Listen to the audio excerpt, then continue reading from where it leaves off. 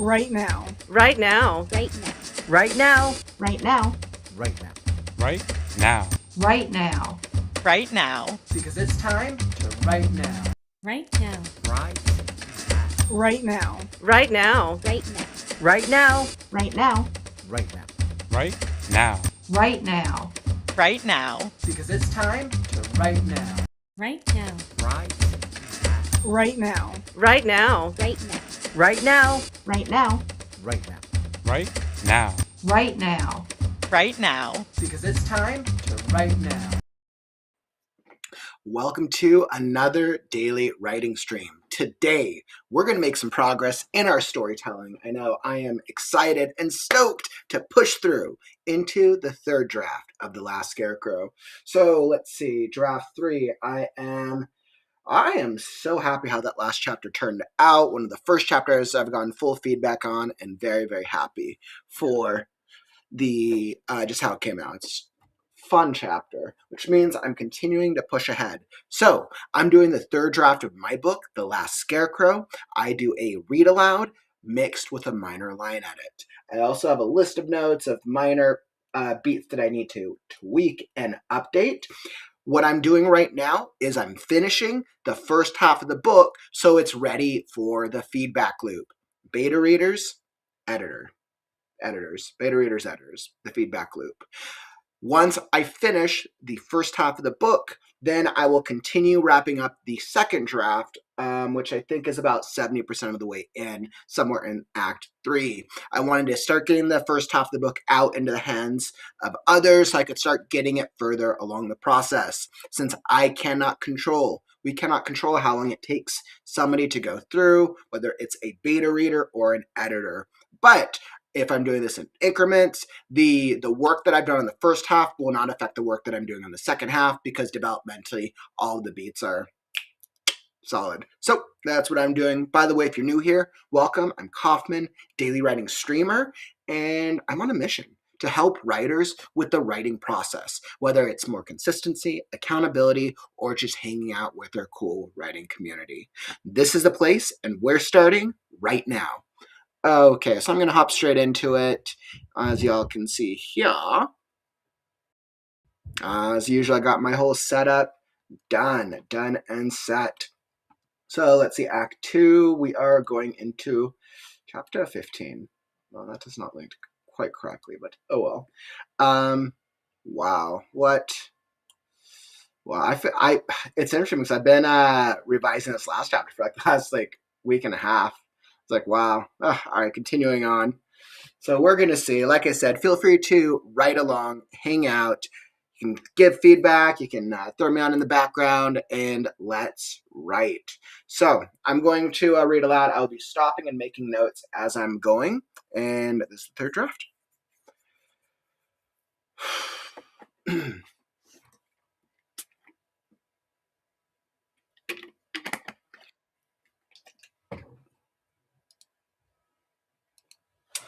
Chapter 15, Twice the Respite. Twice the respite. Racing across another rise in the endless sea of grass, Scarecrow spotted a fallen tree, which he hopped over and plopped to the ground behind it, landing with a thud.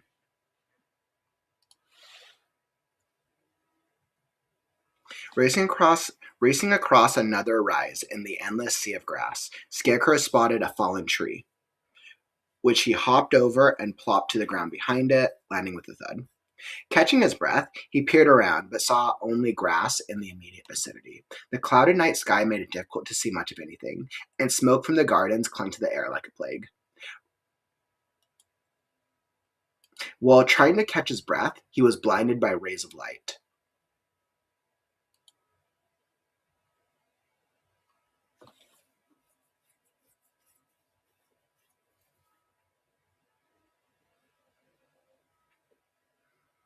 Okay. Let's see, these two are kind of counter. I don't think we need the rays of light quite yet.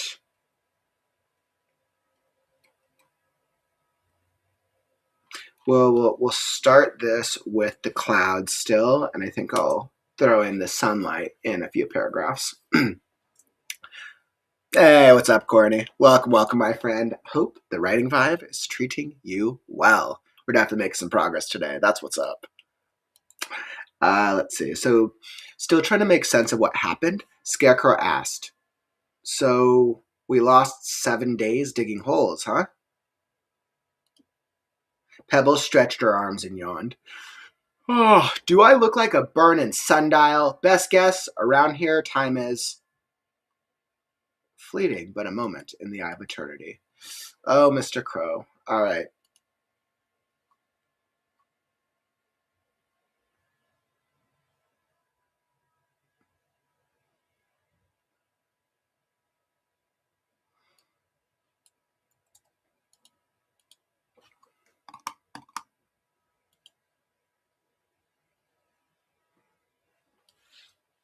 All right, let's do this. I don't need that.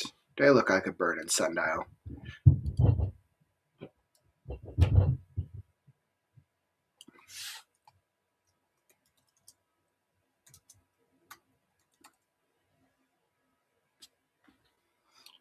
Alright, I know what I want to reference. I want to reference a world building element. And I need my song.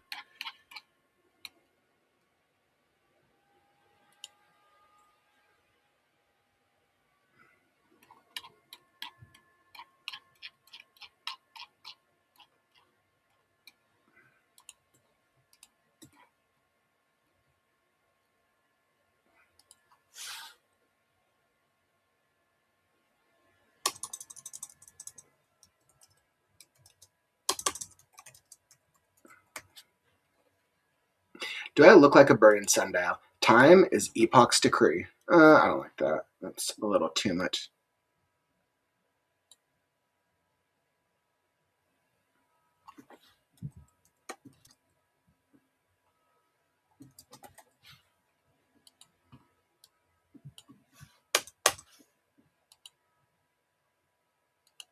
Do I look like a burning sundial? Time is blood. Yeah, that sounds like a Mr. Crow thing to say. Mr. Crow spoke in an uncanny voice, reflecting a wisdom beyond their time.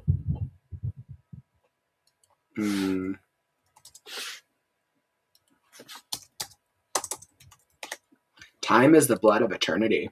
Mr. Crow spoke in an uncanny voice, reflecting a wisdom beyond their time. They glanced sideways at the crow, who met their looks without blinking. The moment passed as he hopped off Scarecrow's shoulder, rolled to the ground, and landed on his beak. On his back, wings spread wide. For all the creatures, he sang under his breath.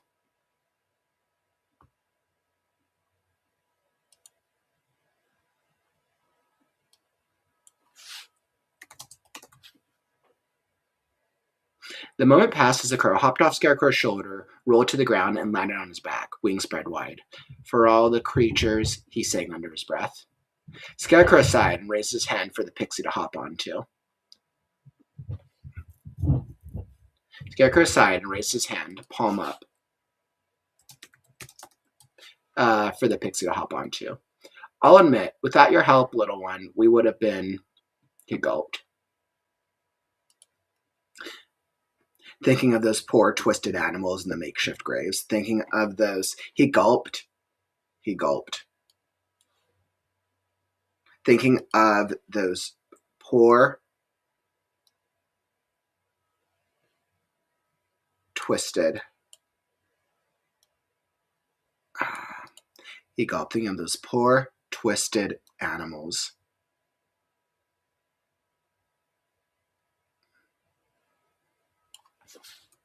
Digging holes. He gulped, thinking of those poor, twisted animals in the graveyard that was the garden. In the graveyard. Let's just go the poor, twisted. He gulped, thinking of those poor, twisted animals. Hey, what's up, Whites here? Good evening. So I may have finished the plotline and chapter set up for the Obsidian Void today. Dang, that sounds like you're making some awesome progress, Whites here. That's awesome. That's really cool. Obsidian Void was such a fun story, by the way. Obsidian Void was a really fun story.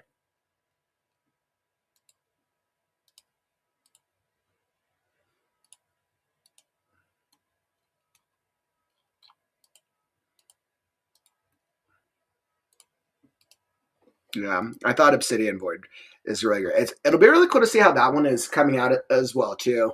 White Hair, especially since both your stories are like extremely like polar opposites in terms of genre. It's actually really cool. It's probably really pushing you to grow as a writer as well.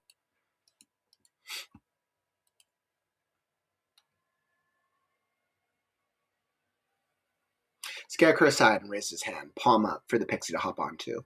I'll admit, without your help, we would have been, he gulped, thinking of those poor twisted animals.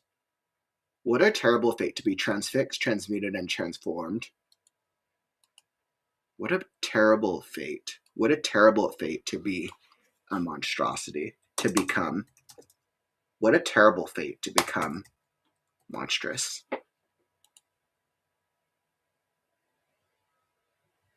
To become twisted.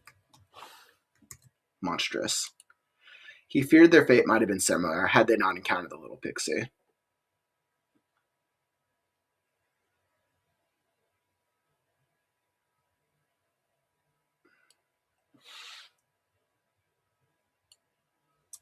Pebble tossed a hand nonchalantly through the air.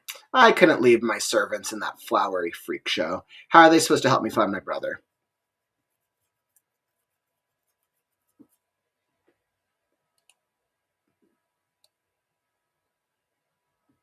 Couldn't leave my servants with that freak affair. I couldn't leave my servants with that freak show. How are you supposed to help me find my brother? Mr. Crow and Scarecrow shared a look. We are? The pixie snorted. You kind of owe me for nearly stomping a pixie to death, pointing at Scarecrow, eating me, pointing at the crow, and saving your hides from becoming plant chow.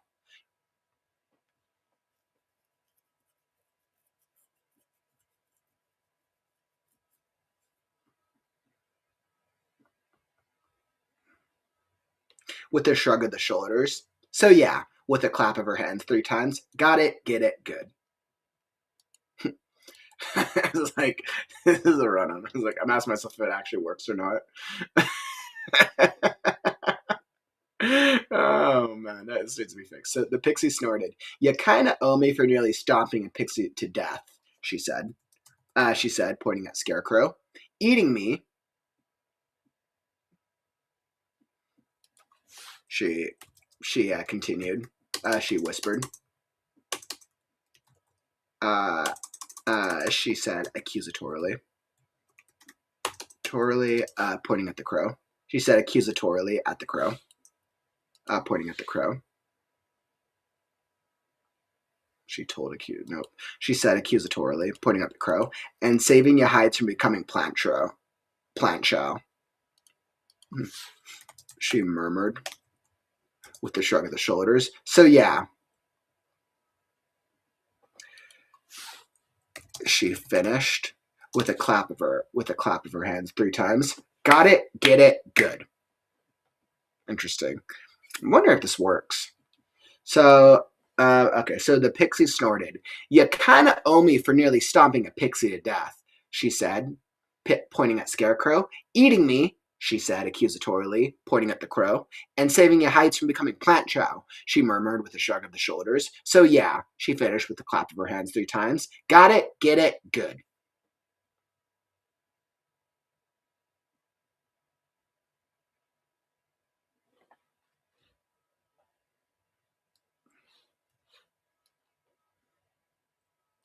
With a clap of her hands 3 times, she finished. Got it, get it, good. Yeah, I think that might be a little bit better. A little bit of wrong.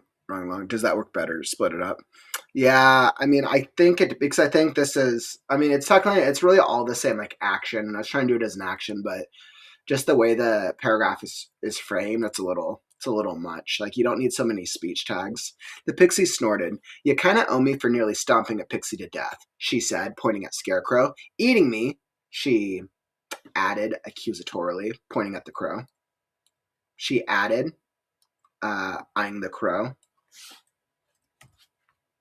And saving your hides from becoming plant chow, she murmured with a shrug of the shoulders. So yeah, with a clap of her hands 3 times she finished. Got it, get it, good. Raising his hand to block the light whipping across his face. Okay, and now the sunlight.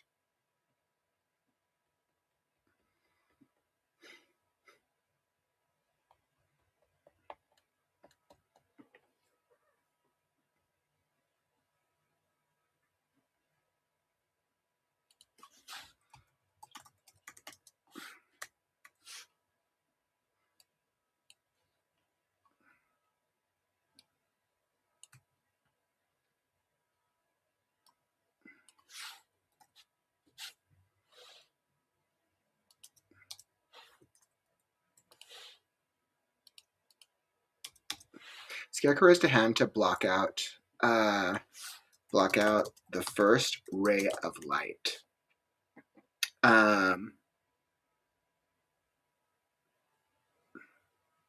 Scarecrow raised a hand to block out the first ray of light.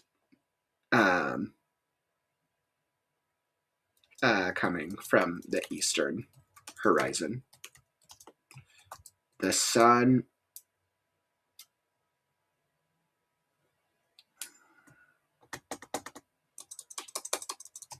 for the first time in days, the sun began cresting a distant mountain peak.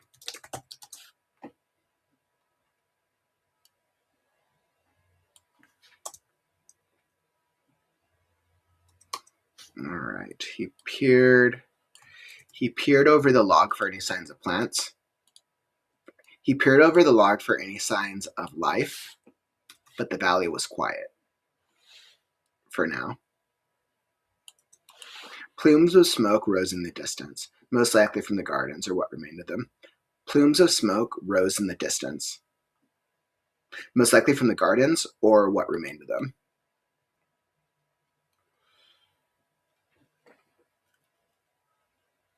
Scarecrow began. I wish we could help, but so you're going to help Birdbrain?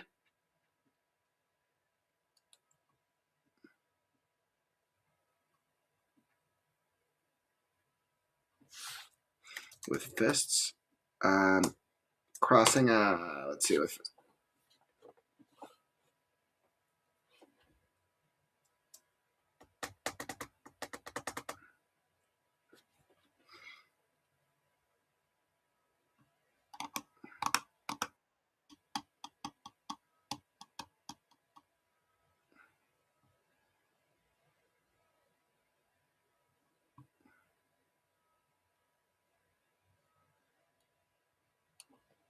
all right, that's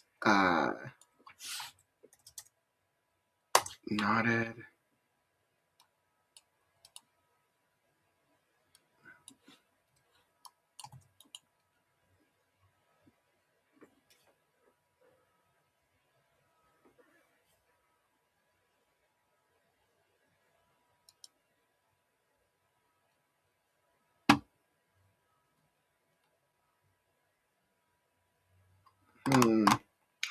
Yeah, I really was trying to when I wrote this chapter. I guess when I last wrote this chapter, I guess I really was trying to do some interesting sentence structure. Oh,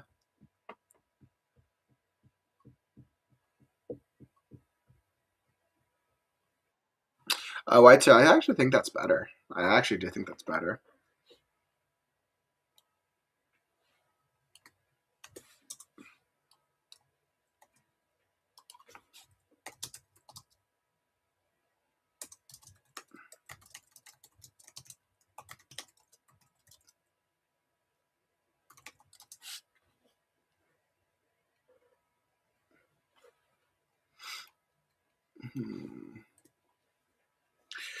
All right.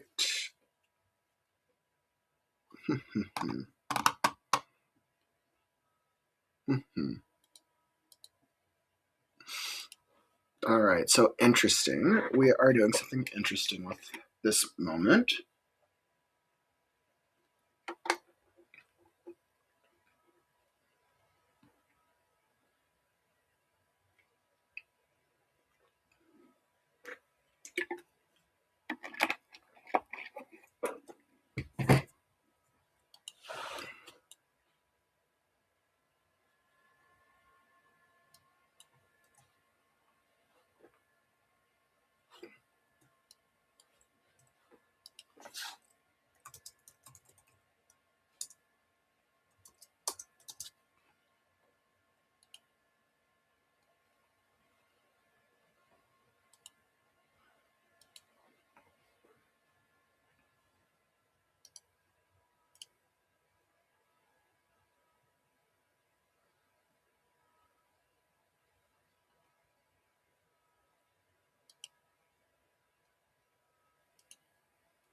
I'm wondering if this works. Yeah, I'm not.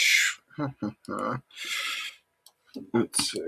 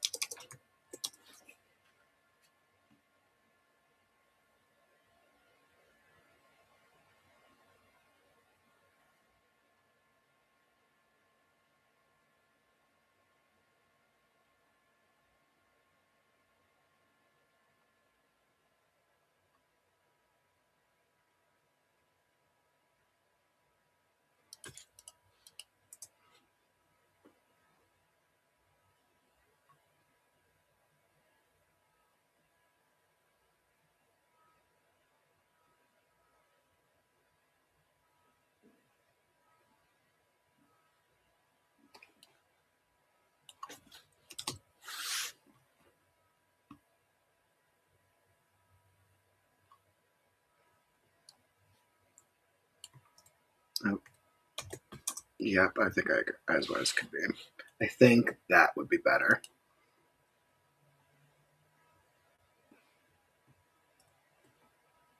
I think this would be better. Her greenish blue streak pupils.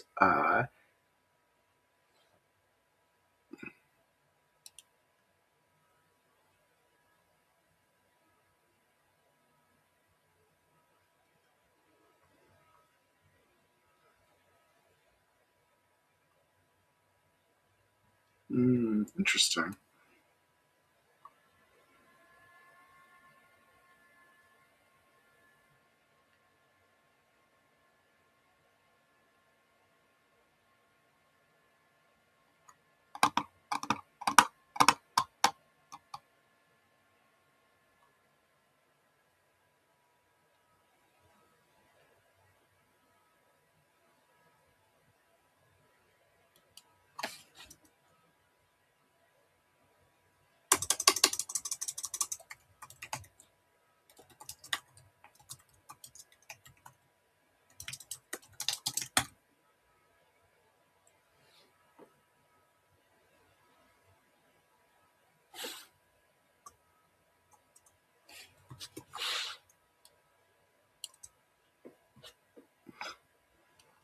So you're going to help Birdbrain. She nodded toward the crow who pecked randomly at the air. And not this, she whispered, hands behind her back. Poor, chest puffed out, helpless, greenish blue eyes wide beneath a lock of hair. Beneath a lock of purple hair. Pixie? Greenish blue eyes wide beneath a lock of purple hair. Pixie? Yeah, this might be a little too much. I'm like asking myself if it works or not.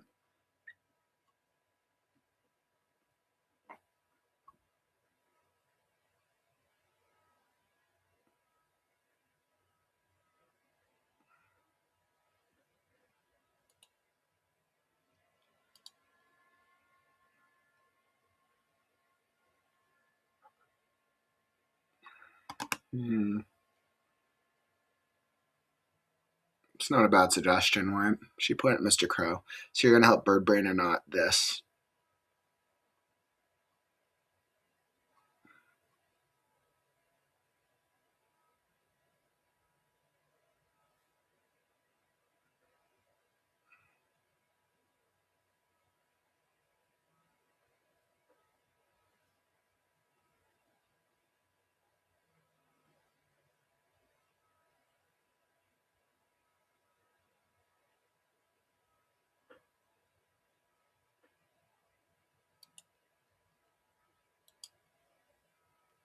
So you're going to help Birdbrain. She nodded toward the crow, pecked randomly at the air.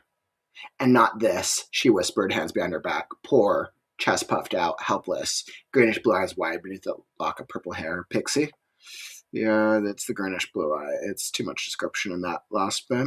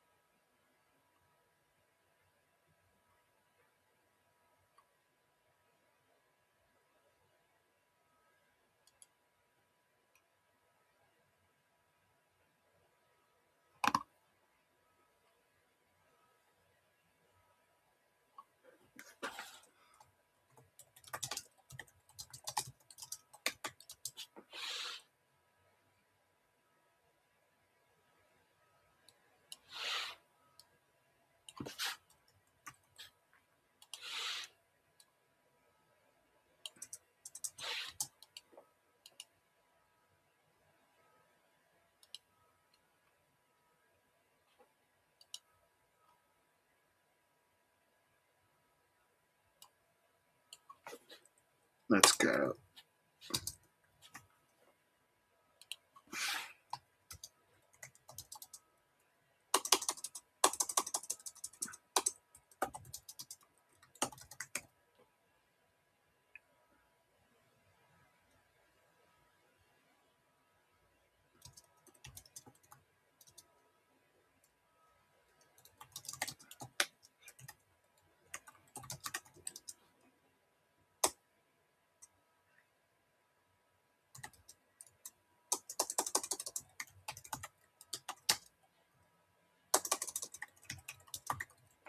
All right, I think that's slightly better. So Pebble nodded at Mr. Crow. So you're going to help Birdbrain and not this, she whispered, hands behind her back. Poor, chest puffed out, helpless, eyes wide. Pixie, a lock of purple hair hung low over her greenish-blue streaked eyes. I think that's slightly better.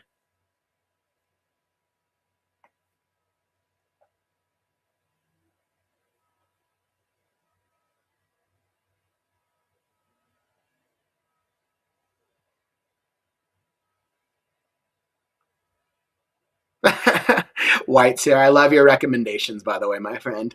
I love all recommendations. You guys give me some really good ideas right now.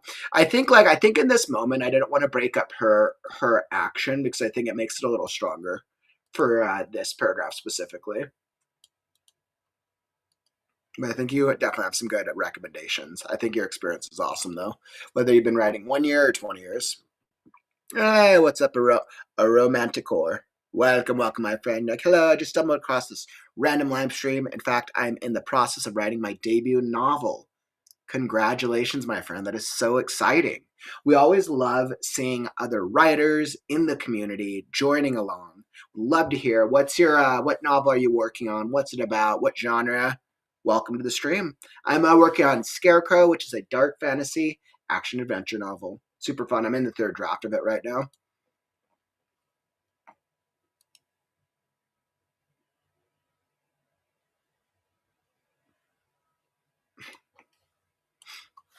Scarecrow opened his mouth to respond, but was at a loss for words. I think that's actually the best reaction. Instead of her cutting him off, I think it's the best reaction. He just doesn't know how to respond to her trying to be cutesy.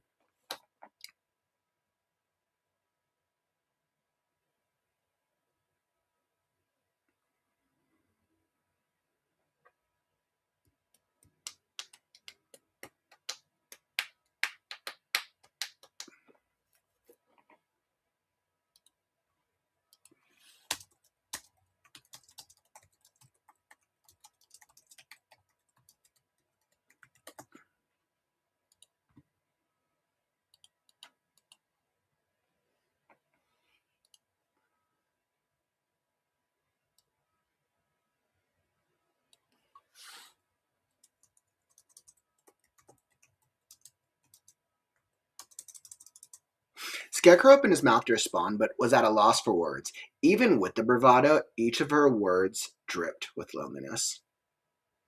No, let's not go. Dripped with a need, with a crave for attention. So I was like, actually, I don't know, with a craving for attention. Each of her words dripped with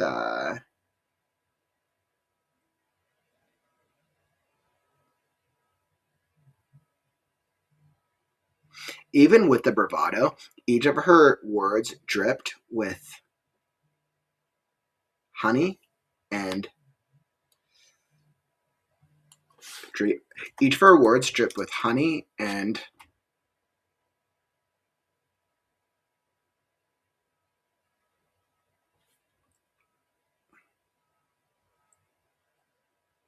even with the bravado, each of her words dripped with honey and I want to say deceit, but I don't think that's the right word right here.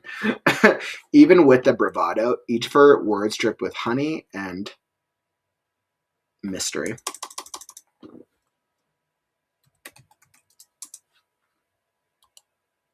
Who was this little creature, and what was a pixie? Scratching his cheek, he ducked lower to avoid the rays of sunlight.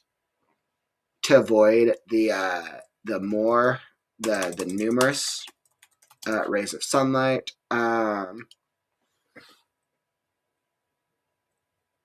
For fear of being spotted by the garden's inhabitants. Any chance you know where the graveyard of the last might be?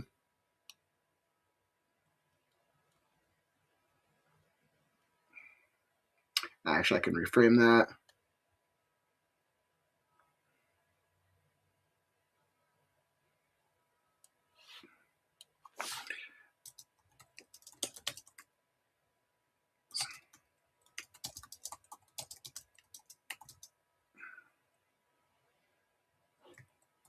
Actually, I think I do like that better question.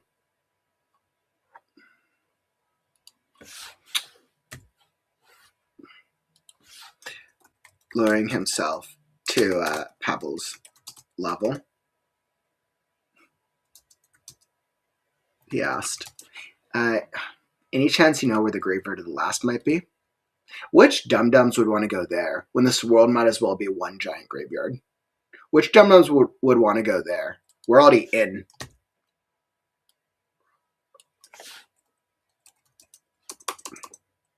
We already live in a graveyard. Which dum-dums would want to go there? We just got out. We just got out of a graveyard.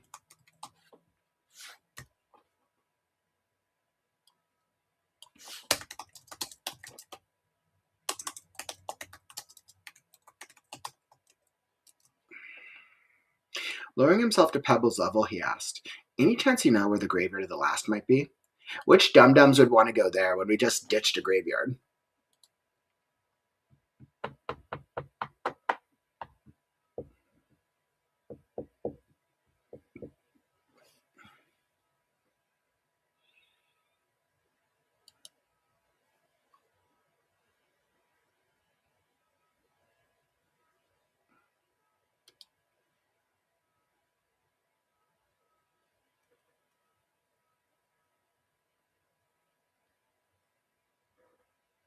Let's see, Romanticore. You said it's a realist fiction. It's about the life of a high school student who feels disconnected from the world around them, still figuring out the title. Oh, that's kind of cool. I'd be curious to know. You said realist fiction. It's about the life of a high school student. Yeah, and I mean, I think that's probably something that a lot of like high schoolers could probably connect with. I think you should definitely continue to explore the themes and push yourself to write a little bit and see what comes out of it.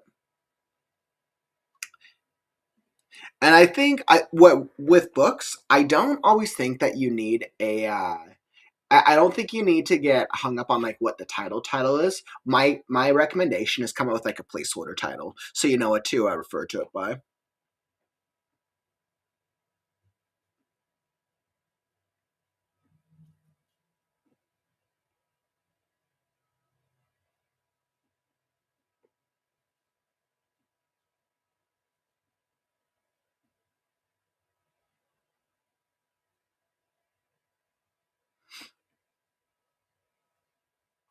Wait, so I think that's actually a better bail. I think bailed. Which dum-dum would want to go there when we just bailed?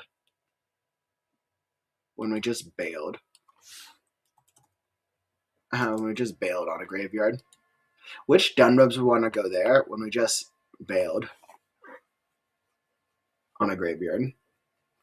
Scarecrow looked to Mr. Crow for help, but the bird was in his own world. Scarecrow looked to Mr. Crow for help, but the bird was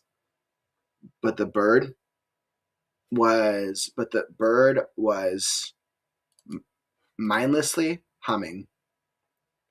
But the bird was mindlessly humming a melody. Scarecrow looked at Mr. Crow for help, but the bird was mindlessly humming a melody. He felt an urge to hum along with the crow and lose himself to all the flowers, and he shook his head. No. He shook his head.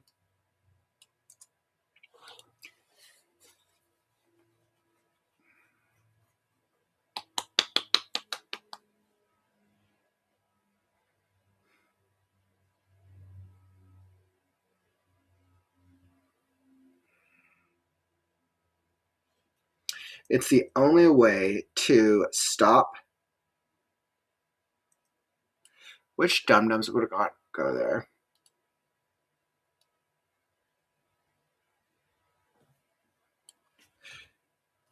Supposedly there is a weapon. Supposedly there is a weapon there that can help us stop the first demon from using the nothingness. Mr. Crow squawked in terror.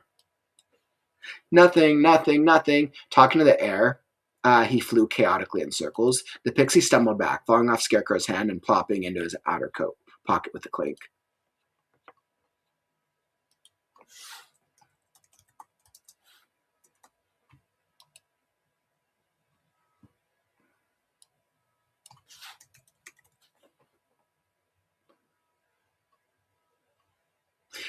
Mr. Crow squawked in terror. Nothing, nothing, nothing. Talking to the air, he flew chaotically in circles. Trembling, the pixie stumbled back, falling off Scarecrow's hand and plopping into his outer coat pocket with a clink.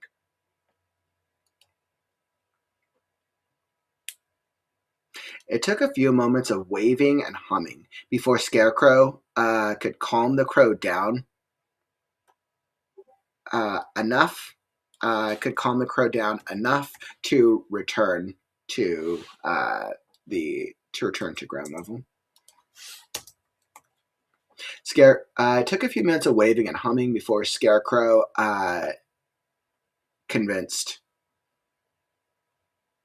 could calm the crow down enough. Before Scarecrow convinced.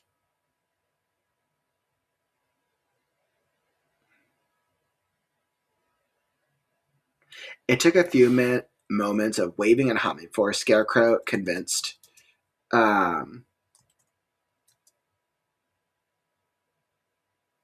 Mr. Crow. It took a few moments of waving and humming before Scarecrow convinced Mr. Crow. Before Scarecrow led Mr. Crow back to ground level with a handful of dirt.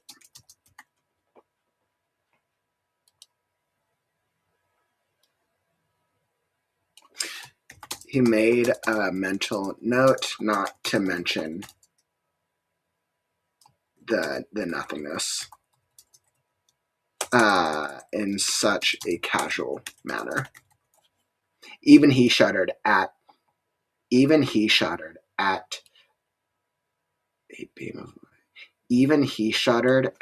such a force of nature. Even he shuddered at such a force of nature that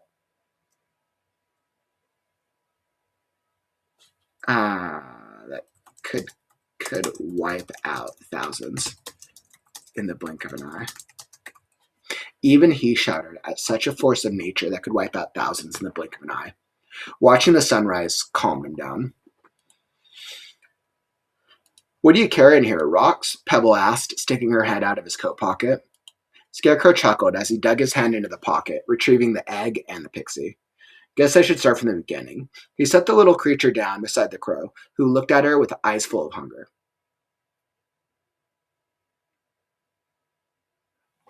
Scarecrow chuckled as he dug his hand into the pocket, retrieving. Scarecrow chuckled as he dug his hand into his pocket. As he dug a hand into his pocket, retrieving the egg and the pixie. Guess I should start from the beginning. He set the little creature down. He set her down beside the crow, who looked at her with eyes full of hunger. Who looked at her hungrily.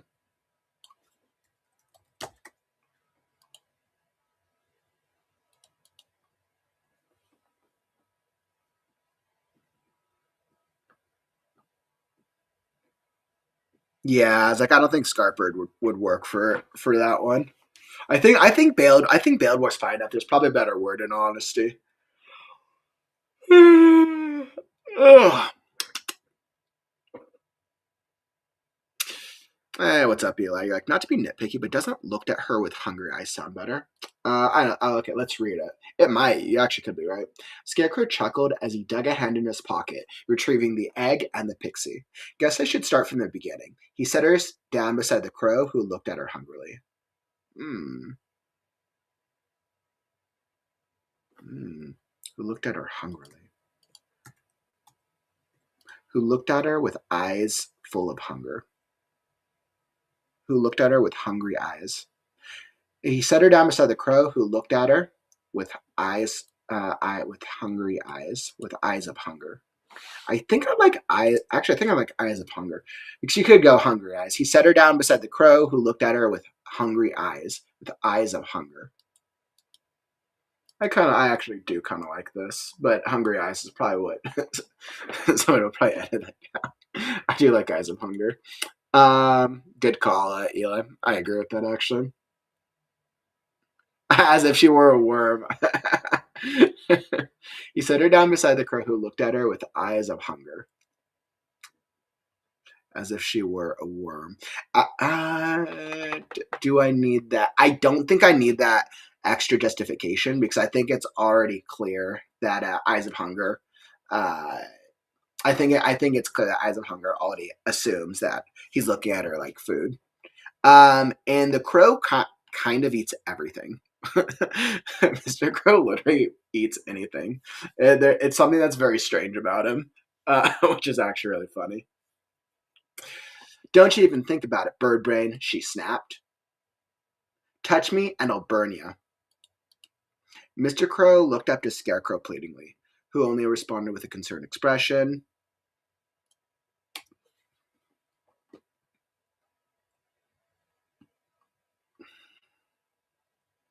The Mr. Crow looked up to Scarecrow pleadingly, who only shook his head.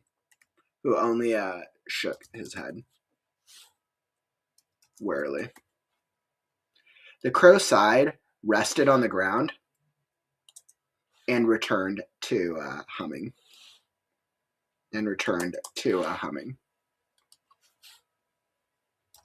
Humming a half-forgotten melody. Mr. Crow looked up to Scarecrow pleadingly, who only shook his head warily. The crow sighed, rested on the ground, and returned to humming a half-forgotten melody. Hungrily. Yeah, I think I do like Eyes of Hunger. I think I do like Eyes of Hunger better than Hungrily, in honesty.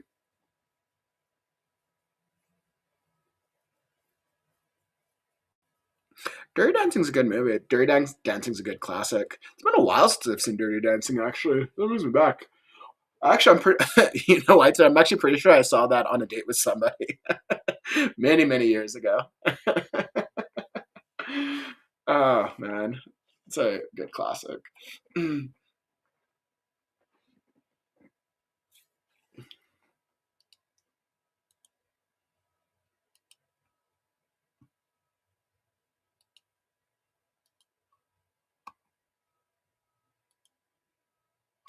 The pixie reached. I think we want to move away from Pixie, stick to Pebble more often. Pebble reached within her own ethereal cloak, pulling out the doll.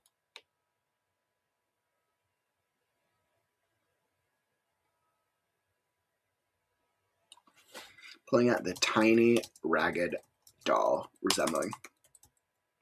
resembling her likeness. Pebble reached into her own ethereal cloak, pulling out the tiny ragged doll resembling her likeness. Reached into her ethereal cloak. Pebble reached into her ethereal cloak.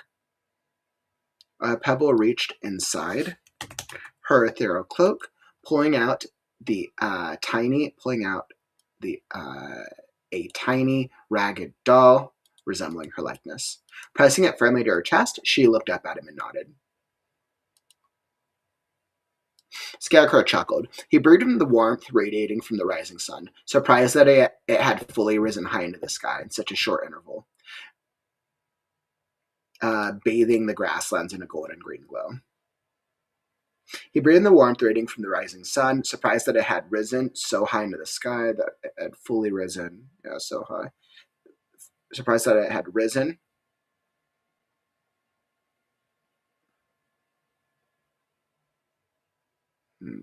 He breathed in the warmth radiating from the rising sun, surprised that it had risen sky high. That had risen sky high in such a short time, bathing the grasslands in a golden green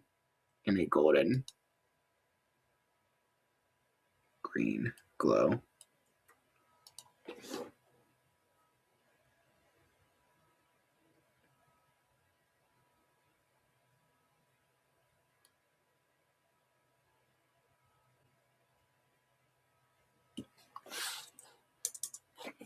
He breathed in the warmth radiating from the rising sun, surprised that it had risen in such a short time, bathing the grasslands in a golden green glow. Was he ever going to get used to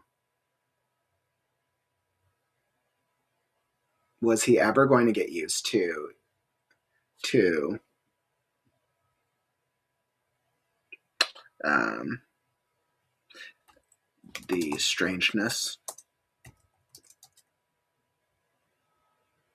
of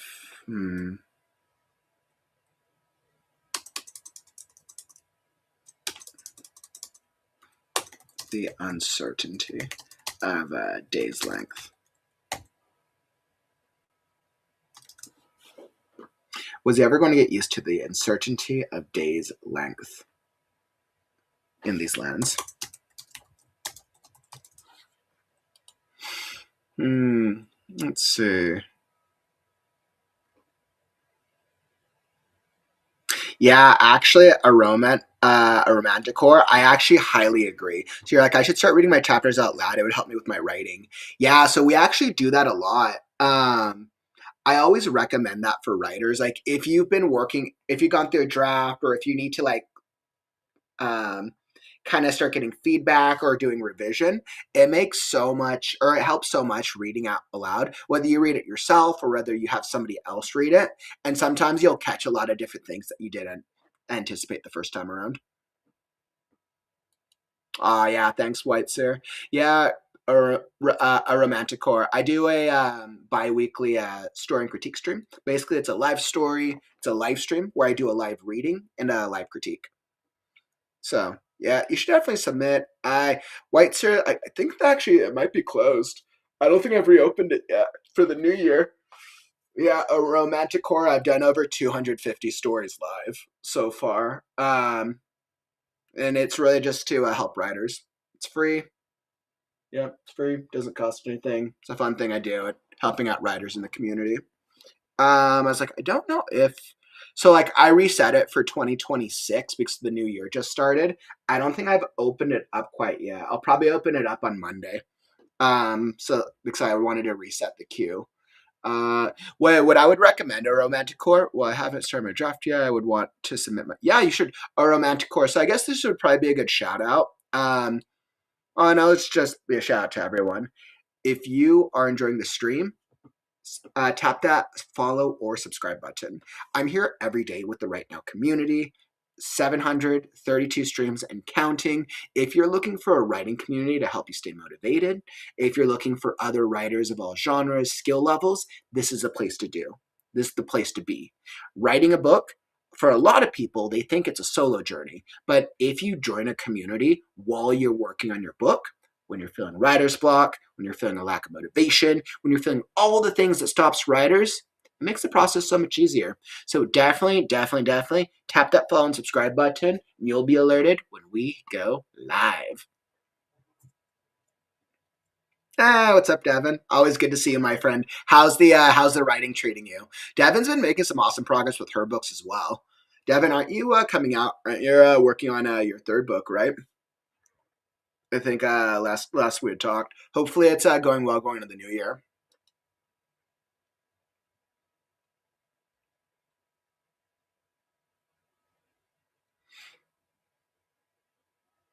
Yeah, it hasn't. It hasn't. I'll be resetting Critique Show on Monday. So Monday, I'm gonna do an update stream, and we'll be talking about what the next couple months looks like. So Monday, I'll be doing an update stream, and I'll be resetting the Critique Show because you're not the only one who's asked. I know there's a number of writers who've asked for it.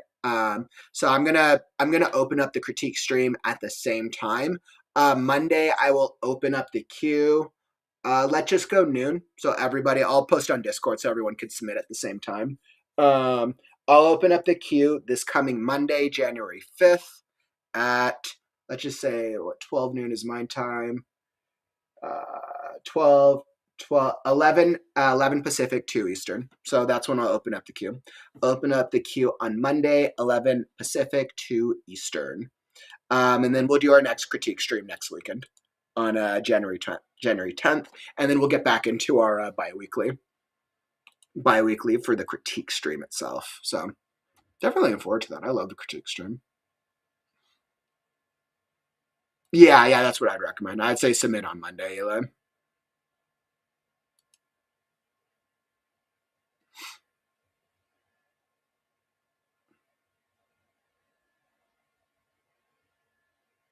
Yeah, I know, Courtney. I need to have a spot to put the story archive. I think all the Right Now links are on the Right Now channel. Yeah, White's here. If you're ever looking for links, I have them all under Right Now links in the Discord. I try to put all like the links together because I always get lost trying to find the links.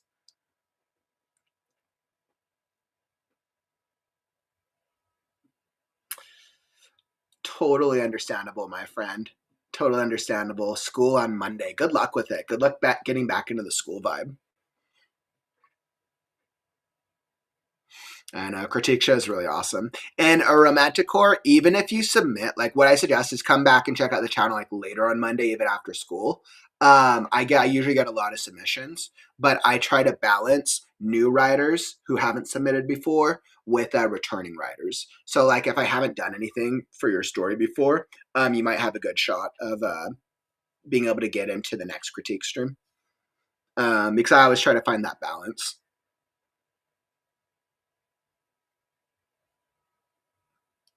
Yeah, I think we need to add I should probably add the archive. I think on the links. That'd probably actually be a good idea. I am gonna add that right now. Otherwise, I will forget. Let's go story and critique. Nope. Kaufman can also almost do it.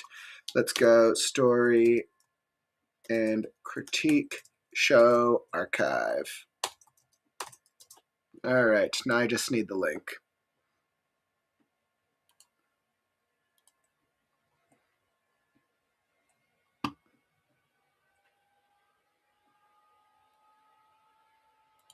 Pretty sure, Courtney, you just dropped the link, didn't you?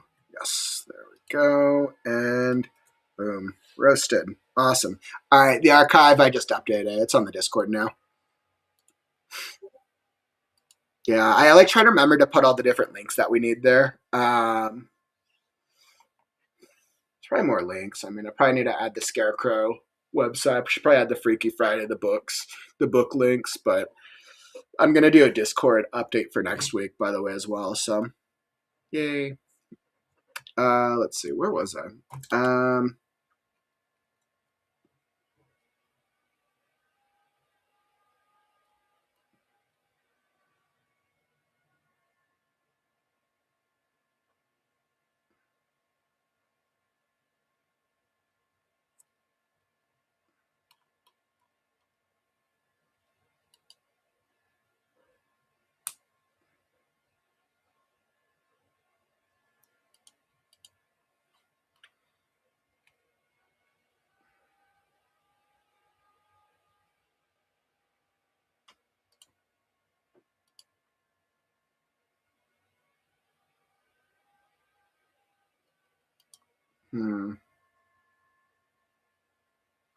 Yeah, Corin, I would just say if there's any links that like I'm missing that you think I need in the Discord that we need for the community, just let me know.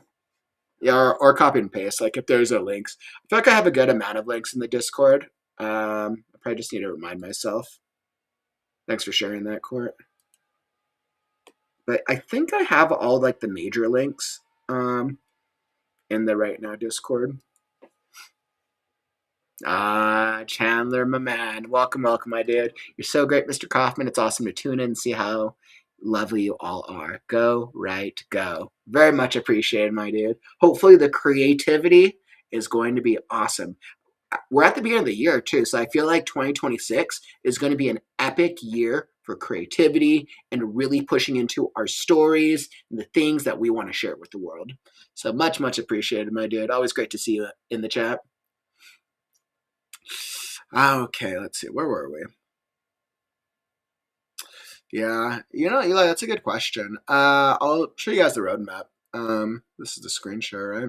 So where I'm at with Scarecrow. Let's see, because I need to make progress. I'm like so happy I have the story progress thing now. So this is where I'm at currently. Like I said, second draft has about 30%. Third draft is at 35%. That's where we're at right now. My goal, Eli, is to get third draft to 50%, so that way I can get the first half. Scarecrow's broken up into 4 acts. Right now, Act 1 is going through the feedback loop. I have Act 1 going through a couple of people who are reviewing Act 1 for feedback, for beta reader feedback. Once I get that from them, then I'll send that out to an editor. I'm trying to finish up Act 2 or the revision of Act 2 so I can get Act 2 out. I'm trying to be very intentional with this. So that way, throughout the rest of this process, as I'm still working on the book, there's always parts of the book, the earlier parts, that are going through the feedback loop already.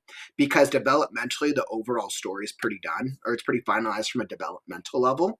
So I'm not worried about early parts of the book being adjusted or recommendations, because I don't think it'll affect the later part. So later, yep, I mean, these are the steps. Finish the second draft, finish the third draft, and then it's alpha reading feedback and editing feedback. So 4 steps. I guess 5 if you include a proofread. Second draft, third draft, alpha reads, editing, proofread. 5 steps. So I'd say I have 5 tangible steps, Eli. Great question. But yep, that's my May 15th goal. That's what I'm pushing myself. We'll see if we're able to achieve it. You guys will see. I'm gotta put more time into Scarecrow, so that way I can get this out in a reasonable manner. I know, I'm like so excited. I just want everyone to read the story. I'm so excited for it. I think Scarecrow is going to be a really fun story. I hope so. I'm biased. You guys know me. I'm definitely biased. Aw, Devin, that sucks that you got sick, but you're over the ick. Oh man, I feel like 2026 you're probably like getting back in like hopefully a good writing vibe.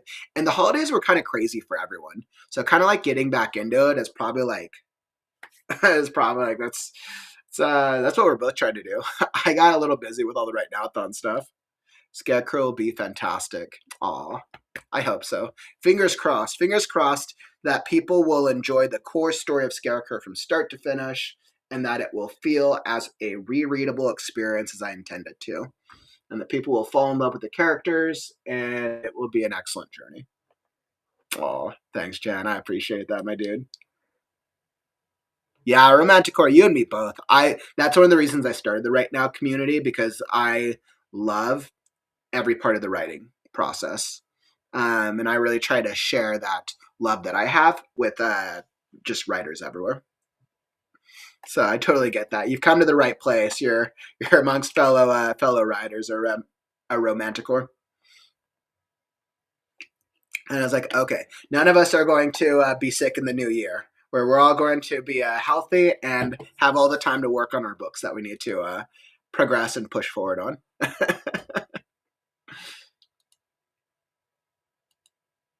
All right. So it's interesting with this chapter. So for those of you who were here, what was that, yesterday or day before yesterday?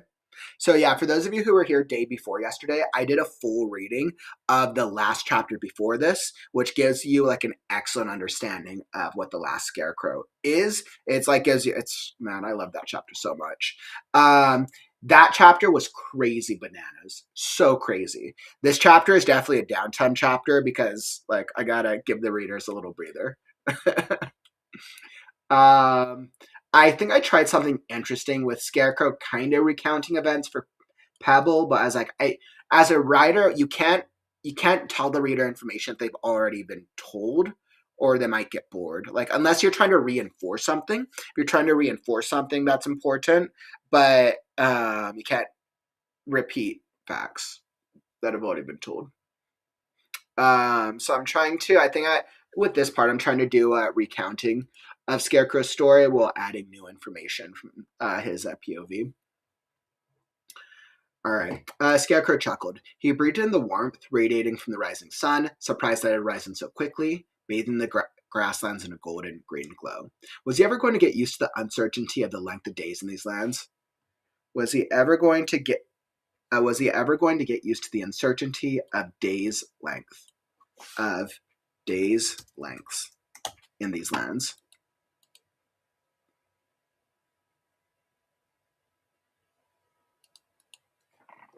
He recounted waking up in the fields and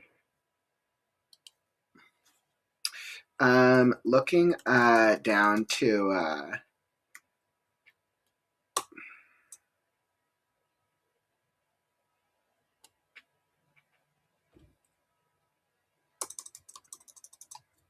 with arms spreading out, with arms spread out. He recounted waking up in the fields and the fight with Mr. Crow. Pebble eyed the bird sideways with an eye roll. Pebble eyed the bird sideways with an eye roll, surprised that they were still together. Scarecrow motioned towards the egg as he described the lake encounter, but even the pixie was stumped by its nature, suggesting the only creatures that could lay such eggs were not native to these lands. She traced a tiny finger along the bluish-black etchings and jumped back when it glowed dully before returning to a neutral state. Upon recounting the caves, Scarecrow retrieved the red beanie but left out his recollection about the boy. Upon recounting his journey through the caves, Scarecrow mentioned the red beanie.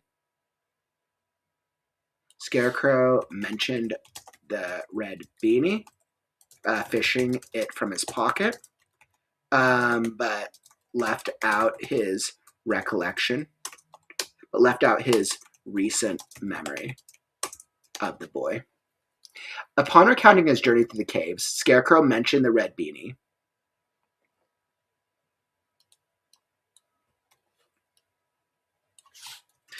He fished it out from his pocket, but left out his recent memory of the boy. He didn't know what his memories even meant, and something spoke to a deeper pain that he didn't wish to unpack. He didn't know what his memories even meant. Well, he does want to know himself.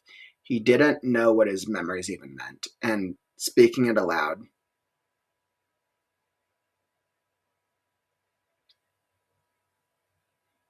He didn't know what his memories even meant, and speaking them aloud only seemed to terrify him. Pebble nodded with understanding as he shared what happened in the fire snowstorm. I would have left bird brain to the wolves, she muttered. Pixie good crow chow, the bird Mr. Crow retorted, with a lick of his lips. She raised her fist in response, prepared for a fight. I would have left bird brain to the wolves, she muttered. Pebble, she muttered. Pixie good crow chow, Mr. Crow retorted with a lick of his lips. She raised her fist in response, prepared for a fight. Scarecrow cut his hands between the two and scooted them farther apart. I love that. He quickly continued. Shocking the pixie, Scarecrow quickly continued. Shocking the pixie with the strangeness of how the last robot, the Tin Wizard, at the time had found them. Of how the last robot, the Tin Wizard, had found them. Scarecrow peered down at his palms, reminded that he still knew so little about himself. When he reached the encounter about the rabbit with the color-changing eyes, the pixie shivered, but as he withdrew the red rock from his pocket, "Ruby gemstone," Pebble shrieked. "A ruby gemstone," Pebble shrieked. Shoving the doll in her pocket, she jumped up and walked. She jumped up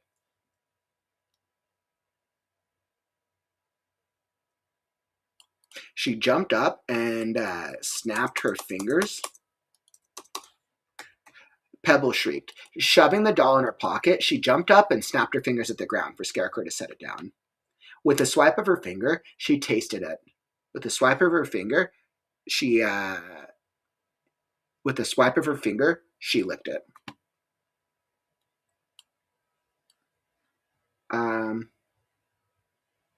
She licked her fingertip.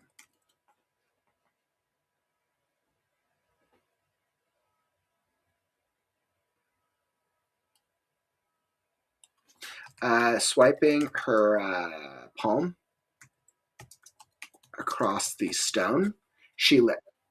Swiping her palm across the stone, she licked her fingertip.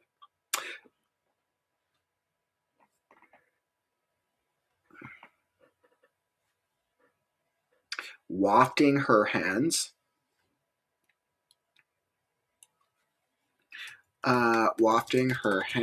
above the stone, she smelled it.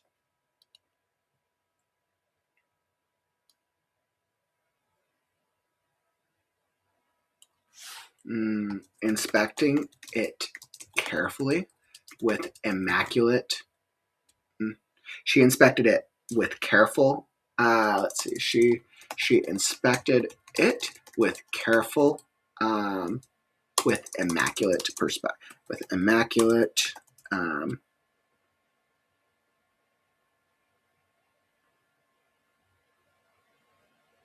Let's just go with, she inspected it carefully.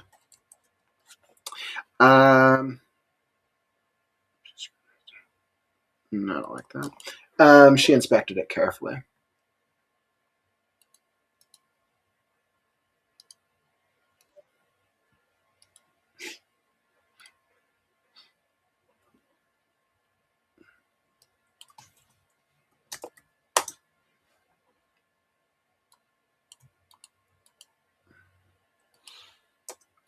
"A ruby gemstone," Pebble shrieked. Shoving the doll in her pocket, she jumped up and snapped her fingers at the ground for Scarecrow to set it down. Swiping her palm across the stone, she licked her fingertip. Wafting her hands above the stone, she smelled it. After careful inspection,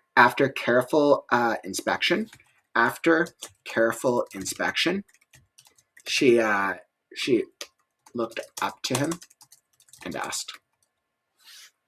So this is how you're going to find the graveyard. Silence.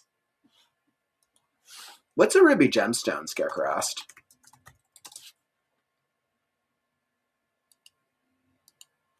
The pixie smacked her face.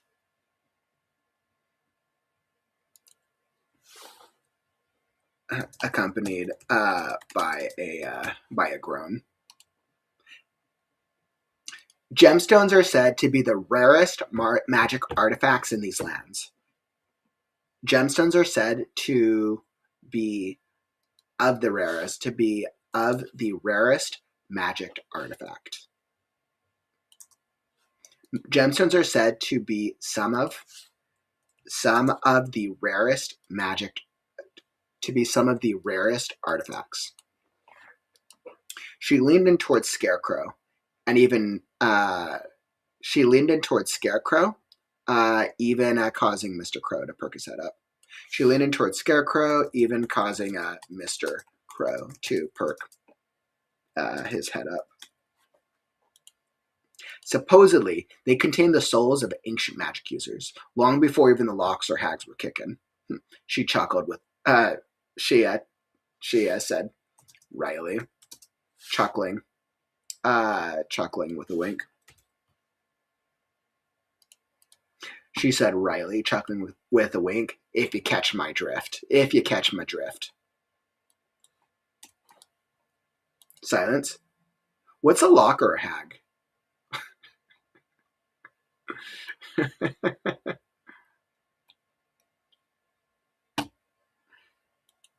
Pebble deadpanned. We don't have time for a history lesson. Storm's a brewing.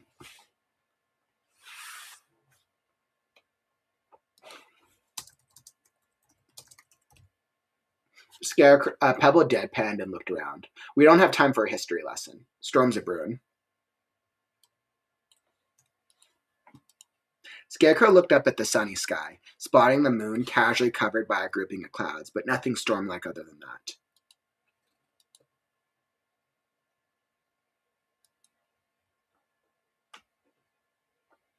Immediately, he was concerned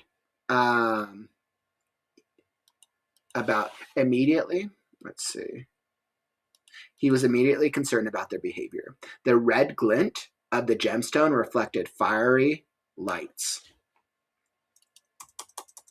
across the pixie's face. The red glint of the gemstone reflected fiery lights across the pixie's face. Mr. Crow shared a similar hungry look. Not at Pebble, but at the gemstone as well. Scarecrow squinted at the thing, but all he saw was a red rock. A devilish grin plastered the pixie's tiny, pale green face. Tugging her cloak tightly, she leaned back, arms crossed, and said, "All right, Scarecrow, you have a deal." She motioned for him to pick her up and raise her to eye level. "A deal? You want to get to this graveyard place, right?"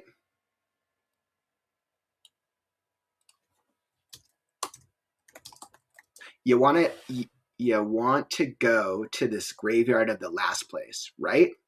I don't know if want is the right. Gemstones are known to show you things you need, or maybe that you're missing, or possibly that you want. Pebble glanced at the sky, confusion replacing her bravado. She shrugged. Who knows? But like most artifacts, they need the matching pair or an ancient device, like a brazier, to channel them.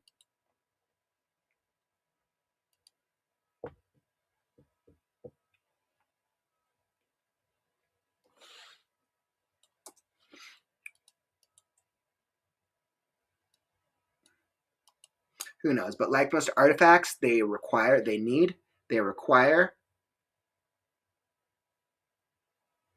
who knows? But like most artifacts, they require the matching pair or a brazier to channel, to work. Yeah. Man, Weiser, that's good, actually. I'm beginning to love words. Yeah, I love that too, Weiser. You have some really great recommendation. That's actually better. Let's see. The gemstone's facets cast vermilion light in scattered patterns. Ooh, that's beautiful, Weiser. I love that. The gemstone's facets cast vermilion light in scattered patterns across the pixie's face. That's really good, Weiser. That's a really great. That might be one of my favorite sentences in this session. That's really good because it gives you like that image, right? They have this gemstone out on the ground. Scarecrow, like all he sees is a rock, but like the moment that Pebble sees this gemstone, like you can tell, and I get that visualization where it's like the lighting, like like there's something about this gemstone. She knows, she has more knowledge, but same between her and Mr. Crow. Just something about this gemstone is really pulling at their energy.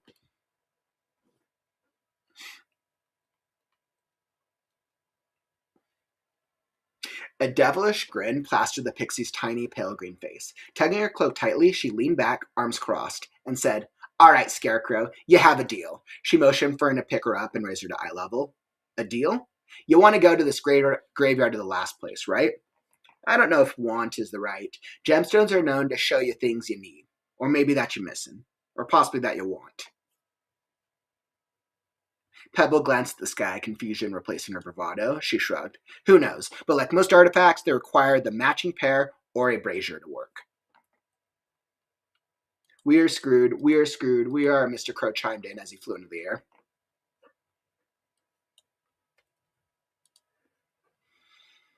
Pebble pointed to the sky behind her as thunder boomed in the distance.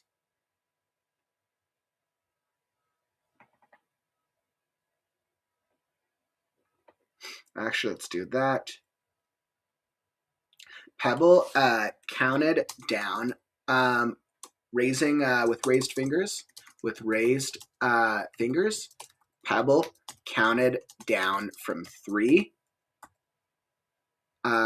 until thunder boomed in the distance.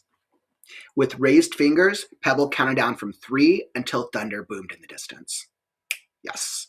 The sun, already hidden behind clouds, cast the fields in a gray afterthought. The ground trembled. Pebble snapped, holding out her hand to Scarecrow. I'll take you to the closest brazier. You ask questions, give me the gemstone. We part ways. Deal? Pebble snapped, holding out her hand to Scarecrow.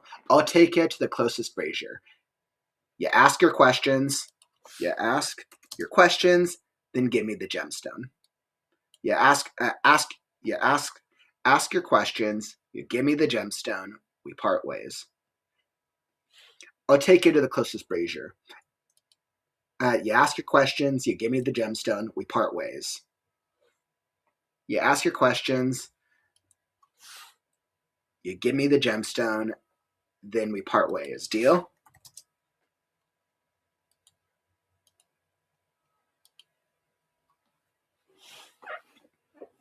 Scarecrow scratched his head, looking around as the ground trembled. Deal or no deal, the pixie shouted, holding out her hand.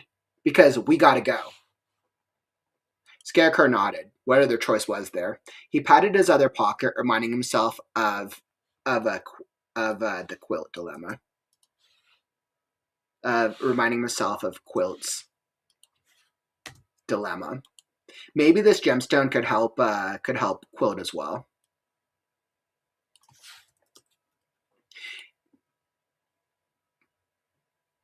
He stuck out a finger as the pixie shook it and winked. The devilish grin struck to her face was concerning.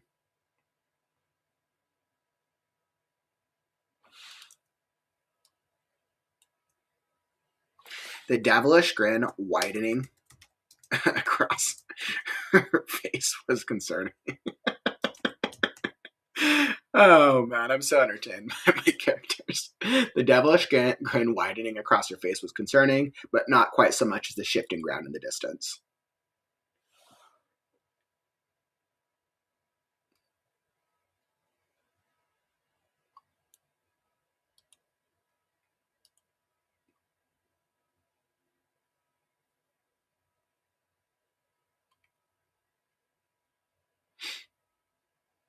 But not... Alright, let me see. Scarecrow nodded. What other choice was there? He patted his other pocket, reminding himself of Quilt's dilemma. Maybe this gemstone could help him bring Quilt back to life as well. He stuck out a finger as the pixie shook it and winked. The devilish grin winding across her face was concerning, but not quite so much as the sudden shifting ground in the distance. Entire stretches of grassland. Yeah, it's fun. Entire stretches of grassland sank into the earth as gaping chasms snapped wide open, threatening to devour anyone who fell in. The sky, once quiet, howled with increasingly angry winds. The pixie pointed to the nearest tree line. The nearest tree line in the distance. The pixie pointed to the nearest tree line. This valley's toast. Run, Scarecrow. Go. Depositing her on his shoulder, Scarecrow stood up, about to sprint away. Gemstone, Pebble screamed, nearly forgetting everything. He swiped all the objects, returning them to his pocket, and made a run for it.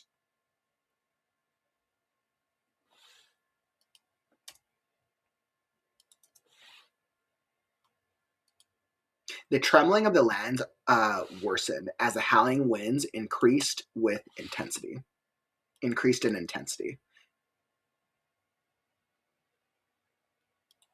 The trembling of the land worsened as the howling winds intensified. Scarecrow shouted, What's wrong with these lands?" "What isn't?" Pebble retorted, aside. "Nature sucks."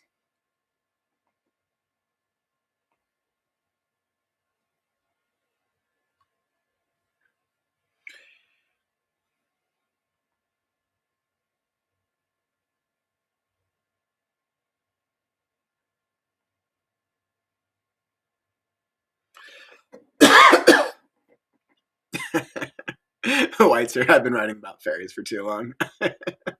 Oh, it's funny. Especially, I know, with your book, you've been on Faye's Bounty for a while.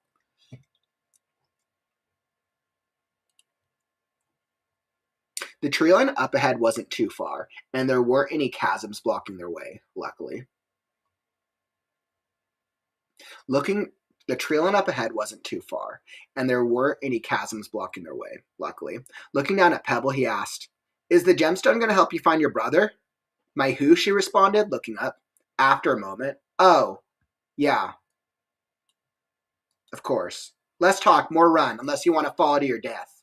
She nodded towards the closest hill, tearing open into a bottomless chasm. Its depths, into a bottomless chasm. Its depths shadowed and endless. Luckily, their position had been close enough to the tree line that they weren't in any immediate danger. The dark forest loomed before them. Within its eerie depths, shadows and things unseen taunted them. The gray haze clinging to the air only made the forest entrance more ominous. Between the grasslands with the widening chasms on one side and the eerie forest on the other, Scarecrow wondered how any creature managed to survive around here. Scarecrow wondered how any creature managed to survive. Before Scarecrow could veer into the forest, Pebble shouted, "You see those dead-looking trees up ahead? Turn there." He nodded and kept at the pace with only the sounds of winds and breaking earth to fill the silence. Oh wow, I forgot what part of the I forgot how this chapter ends. Oh my goodness, I forgot. This is actually really good. This is a good chapter ending. Ooh, I like that. As winds turn to gales. Ooh, that's nice.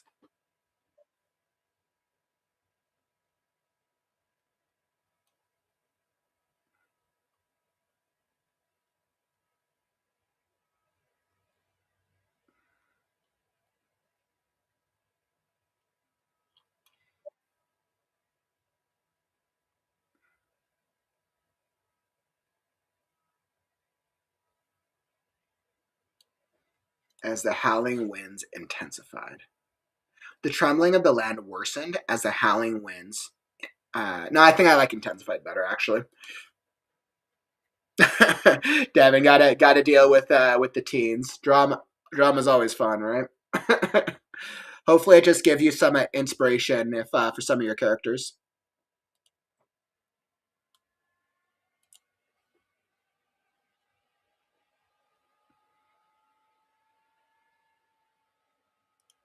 Ooh.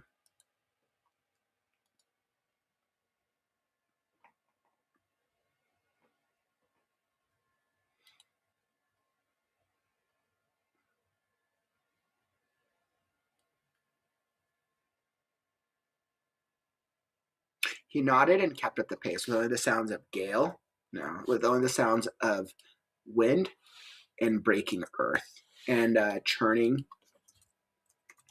earth to fill the silence. Peering at the scenic grasslands weathered by gaping chasms and overhanging clouds, there was a chaotic beauty to it all. With a glance up at the cloud-hazed sun in the distance, Scarecrow truly had to wonder what had befallen these lands to throw nature out of balance. Unless... it's a little bit too narratory. Scarecrow truly had to wonder what had befallen these lands to throw nature out of balance.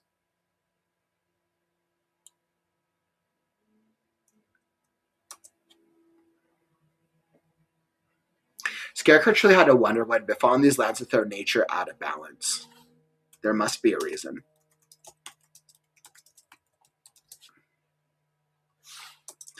But what did he know? He was just a scarecrow. Perfect. There must be a reason, but what did he know? He was just a scarecrow. I like that. Turn dum-dum, are you blind? Pebble's words shook him out of his reverie. Shook him out of his reverie as he swung right. Mr. Crow followed in the air closely behind, unperturbed by the winds.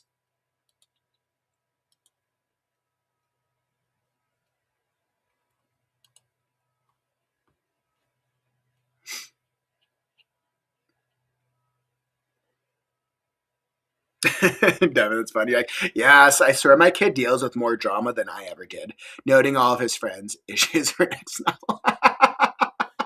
That's literally perfect. I feel like you get like so much like free plotting and character development, Devin. You're like, yes, kids, your drama. I am not taking notes or turning all of this into a good storytelling at all. Evil writer. Wahaha. A narrow path of dirt and dead oak trees, about 20 feet wide, greeted them. A narrow path of dirt and dead oak trees, about 20 feet wide, greeted them. Scarecrow stumbled to a halt as he grabbed onto the closest tree. Its tall, decrepit limbs burned away, leaving only charred stubs in its absence. Scarecrow stumbled to a halt as he grabbed onto the closest tree. As he grabbed the closest tree. A scarecrow stumbled to a halt as he grabbed the closest tree. Its tall, decrepit limbs burned away, leaving only charred stubs. The cloudy sky above created an ominous feeling with the dead trees lined up ahead of them. Bingo, Pebble muttered with a stomp on his shoulder. Follow the path. It should be around here somewhere. What should? Scarecrow asked. You want to talk or find the brazier? He raised his hands in defense and kept walking, checking that Mr. Crow was following closely behind. Who knew what they were about to walk into? Scarecrow sighed and looked to the tree lines of mighty oaks and ironwoods that loomed high overhead, lining either side of their path. Whatever had burned down this stretch of trees had done so in a very straight, methodical line. It felt too precise for it to be weather. What power could burn these trees down with such force? Clink. He had stepped on something small, red and shiny. Lifting his foot, a cluster of blood-red crystals. Jumping back in fright, he spotted scattered clumps of those crystals up ahead. Flashes of the first demon striking down creators haunted him. Was that a noise? He half expected that voice to taunt him. Had that been the first demon or something as sinister? He knuckled the side of his head. Why did he remember so little? We don't need that last bit. He knuckled the side of his head. Row, Scarecrow, what's going on? The pixie's tiny hand shook his coat vigorously. The pixie's tiny hands shook his coat vigorously, trying to snap him out of it. Let's say shook his neck.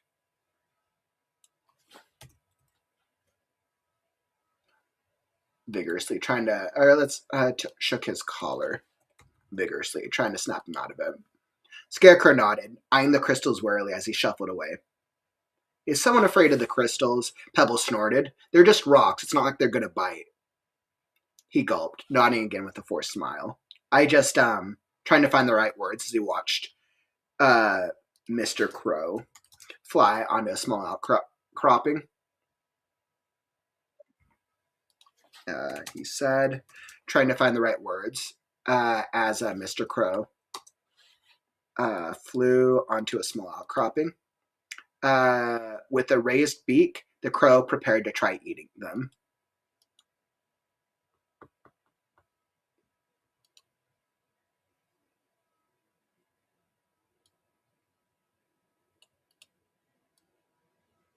He said, watching, let's go. I just, he mumbled, watching Mr. Crow fly onto a small outcropping of the blood red crystals. With a raised beak, The crow prepared to eat them. Scarecrow dove, swatting the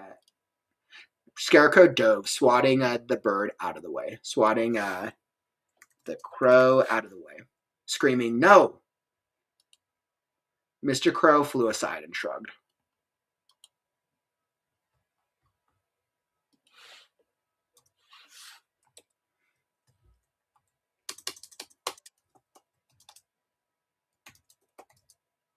Let's go.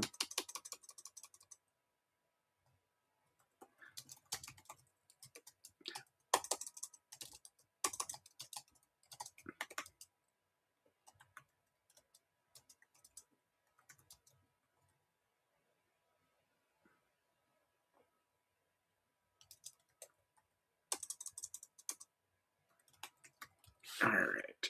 Blood our eyes, Mr. Crow caught as he flew away, unfazed. Just great. I got a scarecrow afraid of rocks, Pebble said with an eye roll as she readjusted herself atop Scarecrow's shoulder. He picked himself up, watching his feathery companion to ensure there wasn't another attempt.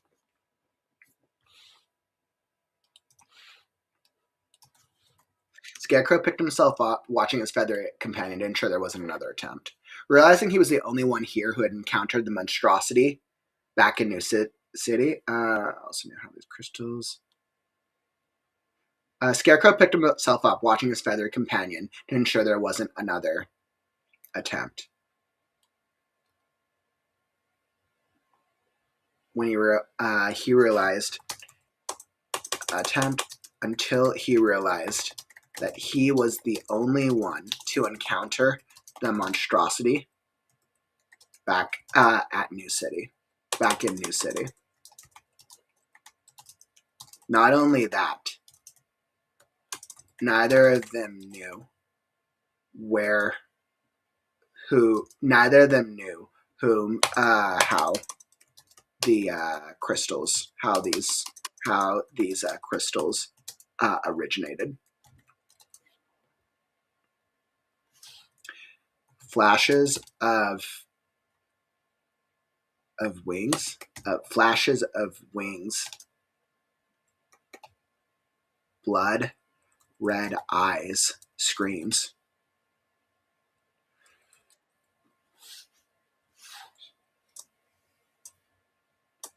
And then screams echoed in his mind.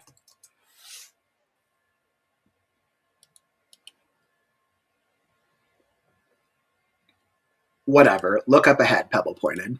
Scarecrow looked up. Scarecrow glanced up. Scarecrow peered up, but all I saw was a path of dead trees scrunched between the forest as far as I could see, mountains looming high overhead in the distance. He squinted at the corpses of trees, feeling like he was missing something, until Mr. Crow veered up at a slight angle. Following Pebble's pointed finger, there was a large wooden box up in a tree that looked to be the size of a small room. Its oaken architecture contrasted sharply against the charred environment. How it remained aloft atop the scorched branches made it feel almost unnatural.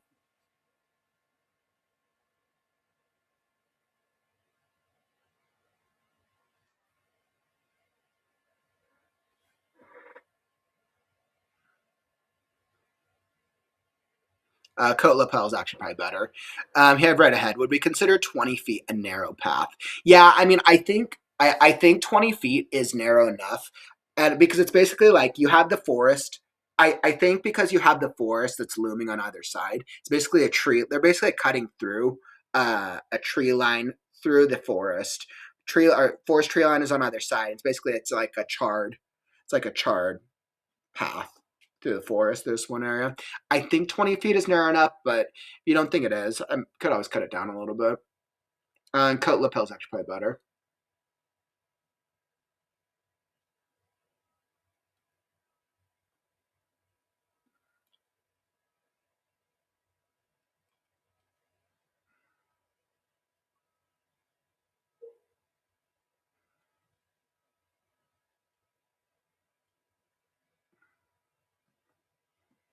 Yeah, I think coat lapel. Good call.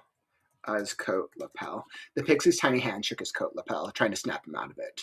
Good call, White Sir. I was like, I like forgot what chapter ending I was about to come upon. This is another great chapter ending. All right, where are we at? Okay. Scarecrow peered up, but all he saw was the path of dead trees scrunched between the forest, as far as his eye could see, mountains looming high overhead in the distance.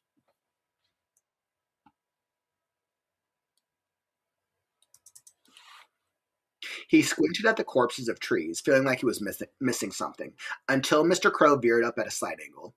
Following Pebble's pointed finger, there was a large wooden box up in a tree that looked to be the size of a small room. There was a large wooden box up in a tree, about the size of a small room. Its oaken architecture contrasted sharply against the charred environment. How it remained aloft atop the scorched branches made it feel almost unnatural. Almost unnatural. As they approached it, they spotted a carved-out window. Objects lined the interior. Wide shadows were cast against the walls from some type of light source within. How they were supposed to get up there was another guess. Scarecrow grabbed the base of the tree, looking up. The brazier is up there. Sure, Pebble spat. Hurry up and climb. Mr. Crow flew in the window as Scarecrow circled the tree until he found an indent that worked as a foothold. Grabbing onto the lowest branch, he pulled himself up. He reached for another branch, glad that his height made the climb easier. Grabbing onto the lowest branch, he pulled himself up. He reached for another, glad that his height made the climb easier. Grunting, he asked.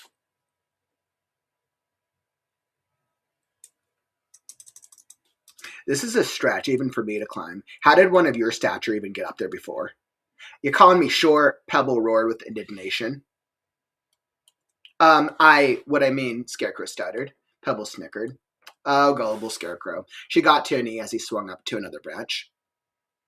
Pebble snickered. Oh, gullible Scarecrow. She got to a knee as he swung up to another branch. Honestly, I don't remember. She felt her body as if searching for something, reached in her pocket, and visibly relaxed. Been a while. She shrugged. I help you find the brazier, you give me the gemstone. Deal's a deal. You best remember. She poked his neck forcefully. Scarecrow nodded as he stretched his arm up, fingers gripping a wooden floor. With a final heave, he pulled them inside and plopped down on wooden floorboards.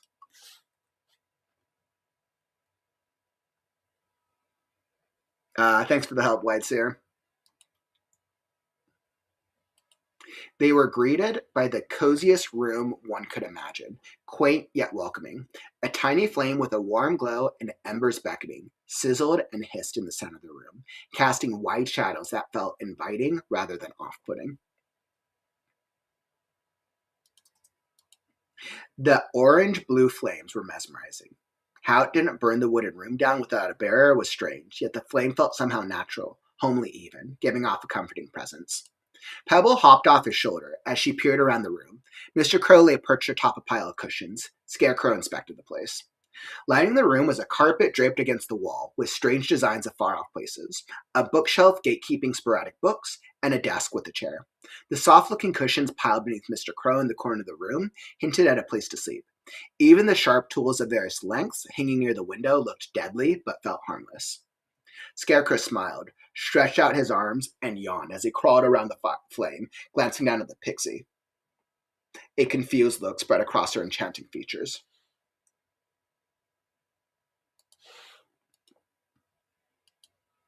Something wrong? Scarecrow asked as he leaned against the bookshelf. Even though the hard wood against his back wasn't the most comfortable, the smell of books made him feel happier for some reason.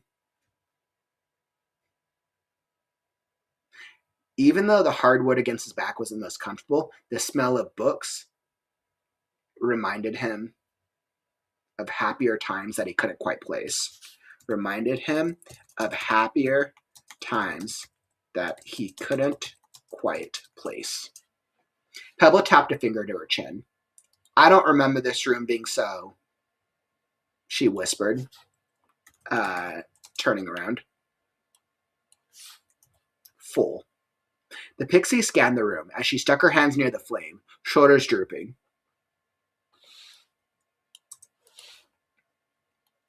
Is that the magic brazier? Scarecrow asked. Admittedly, he didn't know what a brazier was supposed to look like. Glancing back at him, Pebble whispered, I don't know. She shook her head. I mean, obviously not. It's close. I can smell it. She laughed nervously. Pixies are particularly good finders.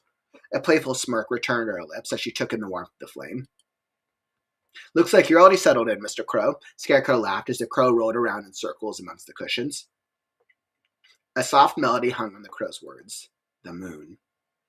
This continued to concern Scarecrow, but what was he supposed to do? At least they could have a small respite in this cozy place. Thanks for stopping by, Devin.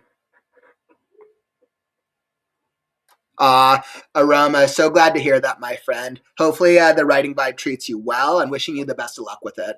Feel free to come hang out and write with us anytime. A soft melody hung on the crow's words, the moon. This continued to concern Scarecrow, but what was he supposed to do? At least they could have a small respite in this cozy place. He stuck his hands out near the fire, puzzling over its inherent strangeness, but enjoying the warmth it cast. The crazed environment of the outside world felt like it could just melt away. So the brazier is close? Scarecrow asked, leaning towards the flame. With an eye roll, Pebble snorted. Listen, do you hear that? Her head was cocked, ear nearer the flame than felt safe. Scarecrow leaned in closer, trying to listen without getting too close. The younglings, Crow murmured. A soft voice drifted through the flames. Scarecrow's eyes widened. What is? Shush, listen. He leaned in closer. Save, Mr. Crow murmured. Closer still. Listen, Pebble whispered. Mr. Crow murmured. Hey, Mr. Crow, maybe... Mr. Crow? The crow flapped his wings wildly about as the cushions piled on top of him, taking on a life of their own. Pebble glanced back at him, a dazed look plastered across her face. The shadows cast by the tiny flame becoming magnified. The shadows cast by the tiny flame became magnified and more ominous by the second. A wet blob splashed down against Scarecrow's shoulder. Touching it felt sticky.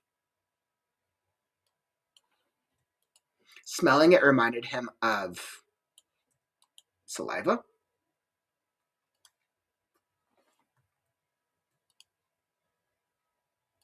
He looked up. The bookcase leaned over him. The space between the books formed eyes of primal malevolence, while the empty shelf opened wide, revealing a set of razor-sharp teeth. Run! Scarecrow cried as he dove sideways, the bookshelf's mouth slamming into the floor. Mr. Crow's muffled squawks were barely audible. Scarecrow crawled towards the cushions, but a fabric wrapped around his leg, knocking him to the floor face first. The rug oozed to the floor. Patterns formed eyes and a voracious mouth full of razor-sharp teeth, puddles of drool passing in its wake. He swiped for Pebble just as her finger grazed the flame, and she vanished as if being sucked into its embers. He swiped for Pebble just as her finger graced the flame, and she vanished as if being sucked within. Scarecrow smacked the floor. Rolling onto his back, he spotted Mr. Crow's remaining wings sink into the cushions. He tried to get away. But like a nightmare, every object sprang to life, crawling towards him. Eyes, teeth, drool. Scarecrow backed in the corner, surrounded. He gulped, racking his brain for an escape. Something, anything. Mouth salivating, eyes glaring, footsteps nearing, anything. Why did Pebble lead them here? His eyes widened. The ruby gemstone. Thrusting a hand into his pocket, he yanked it out, holding it protectively before him. The gemstone glimmered in the dim firelight as the flames seemed to grow wider, envious, furious. It wasn't doing anything. Don't hurt us! Recalling the pixie and crow's fear of the terrifying phenomenon, he blurted out, or I'll cast nothingness upon you. The objects paused, turning towards one another. Scarecrow felt a tap on his shoulder. He looked over. A book smacked him across his face as all went dark. Such a good chapter ending. Such a good chapter ending. Yeah, wow. So that's what an interesting chapter. That's right. I remember revising this chapter. Like the first half of it, the first like 3/4 of it is very much, or the first half of it is very much meant to be like this like low little breather, give the reader a break, and then it starts kind of picking up pacing again. Oh man, I love this next character introduce. Okay, so that's good. Yeah, I'm happy. Very happy with that. Fun chapter.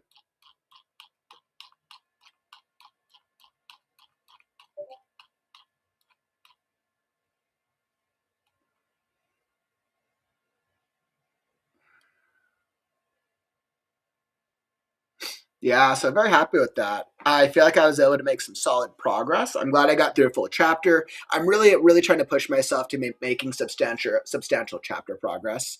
The more that I push now, so of course it also depends on my schedule. But yeah, so hopefully you're able to make some progress as well. Thanks for hanging out with me today on another writing sprint stream.